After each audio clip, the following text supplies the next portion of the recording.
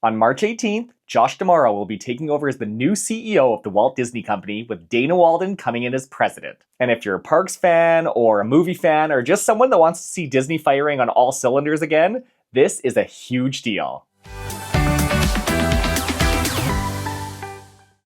Today, we're breaking down who the new CEO and president are, a quick history of the past CEOs of the Walt Disney Company and what they accomplished, and why this new change could be exactly what Disney needs right now. Before we get going, if you could give this video a like, I would really appreciate it, as it would really help the channel grow. Thanks. Okay, first off, who are these new leaders? Let's start with some big headlines. Josh D'Amaro has been named the next CEO of Disney, officially taking over from Bob Iger on March 18th, 2026. If you're a Parks fan, you already know this name pretty well. D'Amaro has been with the Disney Company for 27 years and has been the chairman of Disney Experiences since May of 2020. This means he's overseen parks, resorts, cruise lines, and Imagineering. He's been the face of Disney parks during some massive expansions, and he is arguably the most liked executive Disney has had in years. Bob Iger has always been great in front of the camera. He has been very well liked in his total tenure as CEO, and Josh D'Amaro is going to follow right in those footsteps. I've talked to a few cast members that have actually had interactions with him, and they have had nothing but positive things to say about him. Now, paired with him is Dana Walden, named President and Chief Creative Officer. She's the first female president of the company, and the first ever CCO of the company. Dana Walden comes from the entertainment side. She's been a longtime television executive, and oversaw things like ABC, Disney Television, and later Disney Entertainment. To understand why this separation of CEO and president matters, we need to take a step back and look a little bit at Disney's past. Let's go all the way back. Let's start with the very beginning of the company with Walt and Roy Disney, who ran the company together from 1923 to Walt's death in 1966. Disney began in 1923 with Walt Disney and his brother Roy O. Disney. Walt was the creative visionary, the dreamer, the storyteller, whereas Roy had a little bit more financial discipline. He understood the business structure, and he kind of balanced Walt out. Walt had these incredible dreams that he wanted to create. Roy brought it a little bit more down to earth to try and make it more feasible to create these dreams. The Disney we know today was built off everything that these two established. Under Walt and Roy, Disney revolutionized animation with the first full-length animated film, Snow White and the Seven Dwarfs, and established Disney as the dominant force in animation in the world. Obviously, they built Disneyland together, which opened in 1955, something that no one thought would work. It was a great example of having the combination of Walt's incredible dream to create this park, and Roy worrying about the financing. When Walt created this dream, I believe there's a budget of about $5 million, and they got a couple investors to come in to help with the project. Well, as it went on, of course the budget ballooned. They needed Roy to help acquire a little bit more financing for this project, and luckily that they did, because it became the best theme park in the world. Everyone kind of thought it was destined to fail, and we all know, it's still standing here 70 years later now. It has been an incredible success. They introduced the idea of themed lands, immersive storytelling, and attractions as experiences. Not just some run-of-the-mill amusement park, but this was the very first real theme park, we'll say, that really allowed the guests to get into the story. Disney wasn't just a studio anymore. It was a new kind of entertainment company. And that creative and business partnership was the key to building this groundwork. They were already in the works to expand the Disney theme park footprint over on the East Coast, but then in December 1966, Walt Disney passed away, and people weren't sure what was going to happen with this project. Well, from 1966 to 1971, Roy O. Disney took the reins all by himself and helped create Walt's last dream. And he decided to name this new place after his visionary brother, Walt Disney World. Roy's greatest achievements as the solo leader of the Disney Company were, of course, opening Magic Kingdom in 1971, which was a wonderful success. He really ensured Disney World was financially secure, and he locked in a bunch of Florida land deals that allowed decades of expansion. One thing that was very limiting to Disneyland in Anaheim was, because this was such a newfound idea, they bought up just the small parcel of land that Disneyland's on now and created the wonderful dream that Disneyland is. Well, of course, once Disneyland was a success, every other business built around the hotels, the shops, the restaurants, neighborhoods, everything got filled up. So when they were creating Walt Disney World, when Walt had this dream to build another park, he knew we need to buy a ton of land to protect this whole area. He wanted to create a whole land just to Disney so that when you are in that Disney bubble, you're fully immersed in it. So that's one thing. It was Walt's plan, but Roy really helped secure all of that land. And if you've been to Walt Disney World, you understand. When you drive into the bubble, there is nothing else around but what Disney wants you to be around. Sadly, Roy passed away shortly after Walt Disney World opened in 1971. And without that creative and business balance, Disney drifted a bit. From 1971 to 1984, we call it kind of the dark age of the Disney company. Though this era was rough, there were some good things to come from it, especially park-wise. Walt Disney World welcomed its second park, Epcot, in 1982. The parks made their first international expansion with Tokyo Disneyland opening in 1983. But studio-wise, there were fewer films made, and the animated films that were made, which Disney was known for, were made using cheaper techniques. Disney as a company kind of became conservative and reactive instead of proactive. Park attendance, though still good, stagnated a bit, creativity slowed, and Disney became a takeover target, which leads us to the next massive turning point of the company. We're now entering the era of Michael Eisner and Frank Wells, from 1984 to 1994. Roy E. Disney, the son of Roy O. Disney and nephew to Walt, saved the company from a hostile takeover by bringing in a vibrant outsider to run the company. Michael Eisner came in as the new Disney CEO in 1984, but the title of president was given to Frank Wells. This was the modern Disney golden age. Kind of like Walt, Eisner was the visionary. He came in with ambition. He wanted aggressive growth. He had these huge creative ideas, and he wanted them to come to fruition. Wells looked after the operations and kind of the financial side. We kind of heard this just a couple minutes ago talking about Roy and Walt. Eisner and Wells kind of mirrored the two of them in what is the second best pairing that Disney's ever had, right behind Roy and Walt. Together, they turned the company around and not only restored it to its former glory, but they elevated it to levels that had never been seen before. They delivered the Disney Renaissance. If you're unsure of what this was that period where animation came back to define Disney, and it is some of the titles that still define it to this very day.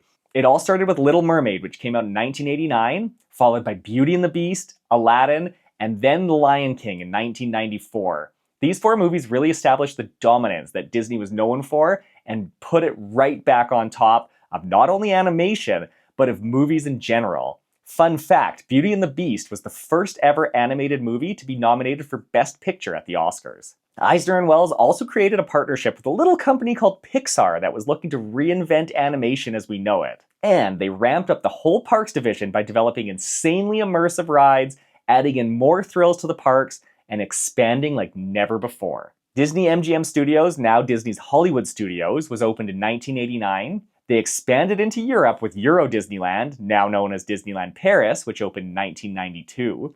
They had huge hotel and resort growth in Walt Disney World, and it was the foundation of Disney's merchandising empire. This partnership worked because creativity had room to thrive, but spending and strategy stayed disciplined. But this dynamic changed just as it did when Walt passed away in 1966. Frank Wells unexpectedly passed away from a tragic helicopter accident in 1994, and that balance disappeared. Now, Frank Wells' death wasn't the only factor that caused this balance to change, but it was definitely a part of it. From 1994 to 2005 was the Eisner solo era. Eisner stayed in power, but without Wells, some creative relationships fractured, such as the Pixar relationship. Eisner and Steve Jobs did not see eye to eye, and it's crazy to think that in this period, Disney and Pixar almost went their separate ways. There was also a lot of cost-cutting increases that were mostly due to the Disneyland Paris initial failure. Paul Pressler came in and worked his way up the ranks to the Disney Parks chairman, and though he was good on the merchandising side, they kind of brought him in to see where they could save money, and a lot of things fell by the wayside when Pressler was in that position. He was somewhat responsible for a lot of the old shows going away. He brought in any new parades and stuff that he brought in were a big downgrade from what they were, such as I believe it was the Main Street Electrical Parade, went away under his watch, and they brought in, I can't remember what the show was called, but it was not up to par. People were excited for this new show, and it just did not live up to expectations. He was also a big part in opening Disney's California Adventure, and if you know anything about Disney's history with the opening of DCA, it was not good when it opened. A lot of people were disappointed. They cut a lot of corners. There was not a lot of things for people to do. A lot of that was under Paul Pressler. Just park decisions in general became a lot more controversial. Still, some major achievements in this period include the opening of Animal Kingdom, Walt Disney World's fourth park in 1998. As I mentioned, DCA over in Anaheim opened in 2001. Tokyo's second park, Disney Sea, also opened in 2001. Disneyland Paris survived some early struggles, and there was huge expansion of the Disney Cruise Line. Eisner really cared about the guest experience, but by 2005, the company was ready for some changes. And this is when Bob Iger came into power, who led the company first off from 2005 to 2020. Bob Iger might be Disney's most transformative CEO ever structurally. Some of his biggest achievements are acquiring Pixar. He really repaired the relationship with Steve Jobs, and he was the one that brought Pixar into the Disney company.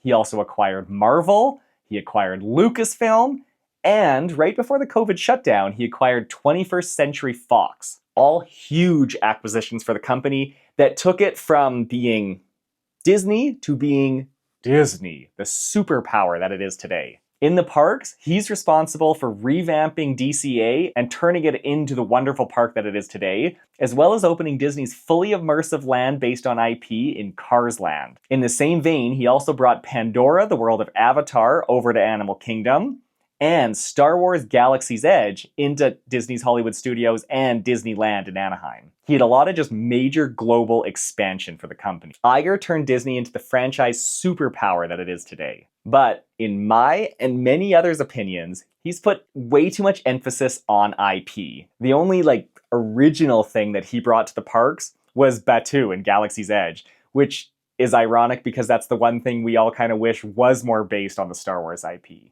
But the leadership became highly centralized. It kind of all flowed through one office. Yes, he was smart. Yes, there was so much good that he brought to the company. But he was ready to step down at the very beginning of 2020. And this leads us to when Bob Chapek took over for just a couple years, 2020 to 2022. Chapek came from parks and distribution, but he led the company through the worst possible time. COVID started basically right when he took over for the company. And there were a lot of changes that came during that time that kind of changed the parks. We still see the results of it today. His era is defined by some heavy cost cutting, strained creative relationships with Imagineering and with other partnerships, a lot of guest frustration in the parks.